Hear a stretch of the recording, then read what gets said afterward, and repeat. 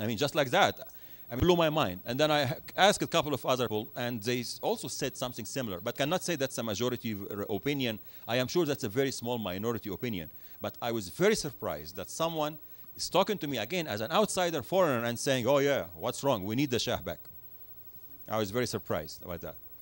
All right, okay, I'll get the front runners. 1, 2, 3, and then you are 4. Please allow me 2 questions. Thank you. Okay, first of all, you mentioned that this woman was surprised that the West had a misconception or a stereotype, a wrong stereotype about Iran and life in Iran. And you also mentioned that in Iran's media, Iranian population is exposed to Western culture, actually. And we've learned that a major part of escalating a conflict is dehumanizing the other. And however, the Iranians cannot really do that for their people because their people are already familiar with Western culture. In the field of conflict resolution and in your meetings there, was it brought up that perhaps the West needs to educate its own population on Iranian culture to humanize Iranians and perhaps prevent conflict? That's one question. Yes. Okay. Okay. The other one is within that educated middle class, with its extreme criticism of the ruling regime. My question is, in private, do you think they're also critical of the religious system, the Islamic Revolution itself? And do they also see nuclear power as an issue of national pride? Okay, good. Okay, on the first one, as a matter of fact, I found, again, don't forget that most of our talk was with this group here. We hardly got in here, right? We got here a little bit, but I think those people were very savvy, very savvy. We met with some of those, what they call Grand Ayatollah. Those will be kind of, how do I describe them? Maybe like Supreme Court in the US. Imagine, those are top-notch people in the country. Those guys were very progressive and very spiritual in their approach, and one of them actually directly criticized Ahmadinejad for pushing the country towards war. And I couldn't believe he just said that openly. And those guys, and when they are talking, everything is taped because they view them as close to saints. Every word they say has to be recorded. They have books. They are just treated with so much respect. It was really an honor for us to be in their presence. Now, but among those guys, they didn't blame the West as much as they blamed their own regime, especially Ahmadinejad regime. They were just so upset with that regime, and they feel that it's embarrassing them. Actually, I heard that word a lot from them. They say, they are embarrassing us with the world. Look where Iran used to be such a good status in the world, and now we are not respected, we are not treated well by most of the world. I heard, so I have a feeling that they were blaming more of their own system rather than blaming the other side. Okay, now let me try to see if my memory CD will bring the second question. What was your second question? Do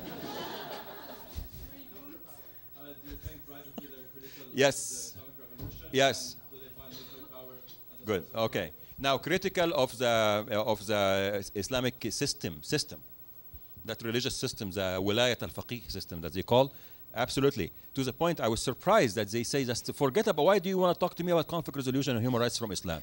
Just let's talk about conflict resolution and human rights. They didn't see why, and when we went to meetings in the religious institutions in Qom, we had those guys from the Human Rights Center with us. And believe me, even their body language was embarrassing to us. They were like sitting, like we were talking with all those, like we saw some pictures of those imams, and we were talking about the Islamic context of peace and conflict. And they were sitting like, do we have to put up with this? Because for them, it's kind of like nonsense. Why do we have to talk about that stuff? I mean, we were very surprised with their attitude. And we told them, guys, I think that probably they know you are not respecting them. To the point that I remember actually when we went to one meeting, and maybe those who know Arabic and Islam will understand what I say here. We went to one of those very important research institutions in Qom, religious institution with social studies, and very advanced in terms of all the equipment they have and computers and everything, and some are educated in Cambridge and in the US, but mainly educated in religion. As you know, in such a setting, people start the meeting with some verse from the Quran, okay? And we had our guys, the human rights guys, sitting with us, who came from Tehran with us. So they asked one of their scholars in that religious institution to say a couple of verses from the Quran. And the guy thought for a second, and then he started a verse that those who are Muslims here will know. that said, يا أيها الذين آمنوا لا ينبذ لا يسخر قوم من قوم. That says, that verse is very rarely used to introduce a gathering like that. But what it says like, you believers, no group of you should make fun of another group. And they started with that. I mean, that was their opening statement from the Quran, which I thought, my goodness, they know that those guys who are coming from with a secular human rights attitude are coming to pick on them because they are coming from the religious perspective. This is a big tension here. And I don't know what's going to happen here. The frustration is very high among this group. But I don't think they have the support under here to turn it into revolution. Actually, what made the revolution of 78, 79 succeed in Iran is this group here, when they became disenchanted, they had the direct mass support, and at that time, even the middle class supported them. The whole system was able to come and bring down the Shah regime. Now you only have that portion not happy. And I don't think on its own it can bring down the whole regime. But it can cause enough trouble. I'm afraid of some form of a civil war or something, because what I felt as dissatisfaction among people there is really serious.